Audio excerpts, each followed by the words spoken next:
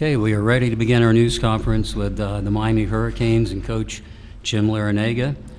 Coach has brought four student athletes with him tonight. Isaiah Wong, Jordan Miller, Norchad O'Meara, and Nigel Pack.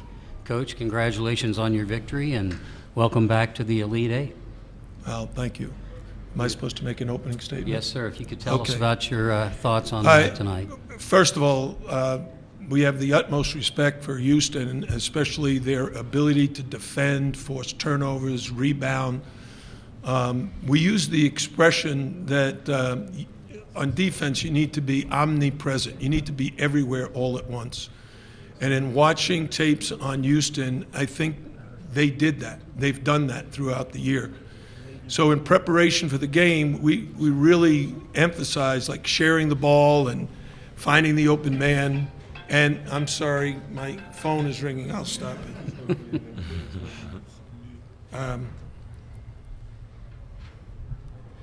We emphasize moving the ball and finding the open man, and the guys did such a fantastic job from start to finish. We only ended up with 6 turnovers. So that's the name of the game, and we tied them in rebounding. So a great performance by our guys. These 4 plus Wooger in our start lineup. The guys off the bench did a great job, and we're very, very happy to be back in the Elite Eight for the second year in a row. Okay, thank you, Coach. Let's go to questions for anyone on stage now. I think we have several hands on both sides. Here on the left side, extreme left. Myron Metcalf, ESPN. Jim, you reached the Elite Eight for the second year in a row after the women's team reaches it for the first time. Does that mean Miami is now a basketball school? Yeah, here's what I would tell you. I've heard people describe schools as football schools, basketball schools, whatever. My opinion is we're a great academic institution. You know, one of the top 50 schools in the country. It's a private school with an absolutely awesome campus. And I was in the lobby last week with our cheerleaders and dance team. They were all studying. They're great students. These guys are all students. We're graduating all our guys. So I don't look at it that way. Our football team has won 5 national championships. Our baseball team has won 4. I think we got a great athletic department and great leadership in the administration. Our AD, Dan Radakovich, the administrators in the president's office, they do a great job of providing us the resources to be competitive. And I'm so proud of Katie Meyer and her staff because they did an amazing job. They not only beat Indiana, they beat Indiana at Indiana and the #1 seed. So, you know, hats off to both men and women's basketball programs. Let's go on our right. Hey, Coach. Luke Cheney with Life Wallet Sports. Can you just talk about the performance that Nigel Pack had tonight? Yeah, it was a joke. He was ridiculous. I don't know how far those shots are, but I've told people say to me, what do you say when he misses one of those long shots? And what I say is keep shooting. The guy is a great shooter. These guys are great offensive players. At one of the timeouts, I just said to Coach Courtney, we got to just keep scoring because these guys are tough. They're going to score. They're driving the ball to the basket. I was very concerned about Nigel getting in foul trouble. I took him out very early in the second half because they were just attacking the rim. And I didn't want him picking up a second and a third foul. And then eventually he ended up with 4, but he was able to stay in the game, and he had a sensational game. Okay, let's go on the left toward the back. Nigel, David Smale with Field Level Media. It's not your first time in this arena. 7 for 10 from three-point range. Was familiarity any part of that, or you just have it on tonight? Yeah, it's just a blessing to be back in this arena for sure. My teammates found me early and got me going, and they instilled confidence in me from the jump ball. And they kept feeding me and telling me to shoot the ball, and I shot it with a lot of confidence, and they were able to go in. Obviously, it feels good to play in this arena again, but it was all for my teammates. If they weren't out here with me, helping me, I wouldn't, have the game I had today. We'll stay on the left toward the front. Okay. Jordan, Michelle Kaufman, Miami Herald. Do you think that there was so much talk about Houston's defense? Did you guys feel like maybe your defense is, people never talk about Miami's defense. They just talk about the offense. Do you think that you guys had something to prove defensively or that you just were underappreciated on the defensive end? I wouldn't say underappreciated. I feel like we play a certain style that it's hard to prep for. When we play teams in the ACC, we usually play them once or twice, So that second time, they're familiar. Games are usually closer, but we know we kind of have an advantage when it's the first time we play a team. Again, though, credit to Houston. They played hard, but, we just found a way to pull this one out. We had a lead, and we just didn't want to give it up. Okay, now on the right. Chris DeMond, the Miami Hurricane. Norchad, all week we kind of heard about Houston's physicality, but particularly on the offensive boards. But today the Canes had 35 rebounds, the same as Houston. How were you able to kind of match Houston's physicality down in the paint? You see, you got to give them credit because they're a really physical team. But I think that, yes, so we got to worry about them. They got to worry about us too, because I don't know if they thought about Miami that we are not physical, but I think I'm pretty physical. I love the physicality, and I think my teammates too. So, I think they got to worry about us too, just like how we got to worry about them. But credit to Houston. Swing to the left. Josh Criswell, Cron.com. Jim, kind of going off that question, Houston had 4th highest offensive rebounding percentage in the country heading into tonight. Just what did you see as the biggest key to sort of taking away that strength tonight?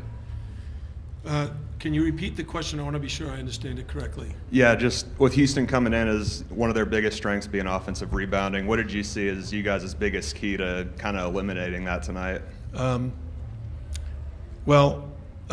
Last night in our team meeting, we put a 3-second lane in the video room, and then we packed everybody in it. And I told them to beat Houston, we got to have 5 guys in the paint. Everybody's got to block out, and everybody's got to rebound.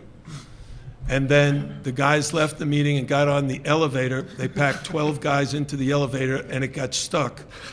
And it took a half hour for the firemen to get them out of there. And I just told them today at our shoot-around, hey, our defense was too stretched out. You guys got to be in the paint like you were in the elevator yesterday. And they did that. Reminder to media on Zoom, if you have a question, please use the raise your hand feature, and we will get the microphone to you as we say. Okay, next question in the back in front of the TV camera. Yeah, this is one for Jim and one for Jordan or any player that cared to respond. Jim, what was the name of the dance in the locker room that you were doing? And could one of you guys, Jordan, maybe just kind of evaluate your coach's dancing skills? I'm not evaluating it, but I can tell you the song. It's by the Commodores. It's called Night Shift. And it's kind of in memory of Marvin Gaye. And so I listen to it all the time. My wife is tired of me playing it. Do you want Jordan to answer that? Yeah, I think we can agree it was like an A, not an A+. It was a little stiff, but he's still very mobile for his age. And what do you mean for my age? Yeah, so but it was great. We were all hyped up. We love when Coach L dances. That's probably the best celebration we could look forward to. No offense, Coach. Okay, I think we have a question here on the left side. Here? Yeah. Yeah, right. Okay, yeah. Nigel, I wanted to ask you, did you guys watch the women's game together and everything? And did that victory kind of get you guys in a winning mood? This is the biggest day in UM basketball history, period. Yeah, I'm pretty sure we were all in our separate rooms getting prepared for our games, but I know for sure me and Norchad had the game on in our room, and we were cheering them on. I'm pretty sure the rest of the guys did as well. It was really fun and entertaining to watch their game. Seeing them beat Villanova when they were expected to lose, make the Elite Eight for the first time in their program history is something that people didn't think about in the beginning of the year. So it's a really good accomplishment for them. They know they still have a lot of work to do, and we do as well. But right now we're gonna celebrate together. We have a little bit less than 4 minutes to go in this interview session here on the aisle next. Jordan, your team had that run that extended the lead from 3 to 17 in the second half. Just what do you think was the key to that run? We just wanted it really bad. We came to this game as the underdogs. We had a lead throughout the whole game. I wouldn't say a comfortable lead, but a lead, and we just didn't want to let up. And I think we did a good job executing. I think we did a good job getting stops, rebounds. Really, what the game plan the coaches came up with, I think we really executed it to a T. And I think that's why we were successful. I think we have a question on Zoom. Alfred, you want to go to them? This will be Charles. Please unmute yourself. Identify your affiliation and ask your question. Zuby Charles from Kane Sport. I just wanted to ask Norchad about the ankle in the second half. He kind of went down for a few seconds. Just wanted to see, how that feels and how you're moving forward. Well, I'm good, thanks God. We have the best in the country taking care of me, so I ain't worried. Sam Johnson, I'm gonna go get some treatment. I just get a little scared, I didn't want to get hurt again, so I went down just to prevent it. But I'm good, thanks God. Closing questions now will go on the left side. Jim, where did you like the matchup best? And just to get the visual right, did you use tape to tape off a lane and the three in the video room? Okay, so the message to our players is these guys are a very good three-point shooting team, but they're an absolutely fantastic two-point shooting team. And in the first half, we gave up those threes. We tried to stop them. We got to try to hand in the face and try to guard Marcus Sasser and those guys, but they made some great threes. But we told them at halftime, they had 17 threes in the first half, and they normally only take like 15 in the game. They're going to start attacking the paint, which is their game. And if you notice, the first thing that happened is Shed went right to the basket, scored, got fouled, went right to the basket, scored again. Then he drives in there, gets into the paint, and kicks it out for a three. So that's really why I subbed for Nigel, because I didn't want him getting in foul trouble. And we just reminded the players, we got to pack the paint.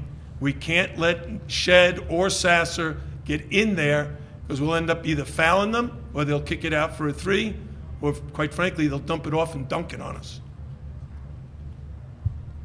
Okay, Coach, we are out of time. Thank you very much for coming tonight. We look forward to seeing you tomorrow afternoon for our news conference that begins at 2:50 for the Hurricanes. So congratulations, guys.